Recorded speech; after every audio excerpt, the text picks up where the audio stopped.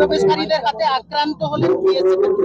কোচবিহারের কিশোরগঞ্জে অনুপ্রবেশকারীদের হাতে আক্রান্ত হলেন বিএসএফ। আবার আমি বলছি, 3 দিন ধরে বলছি, চুলকাচ্ছে, কামড়াচ্ছে, আঁচড়াচ্ছে। মোল্লা ইউনুস চায় যুদ্ধ, ভারত অত সহজে যুদ্ধ করবে না, কারণ ইউনুস ওখানে আনপপুলার হয়ে গেছে।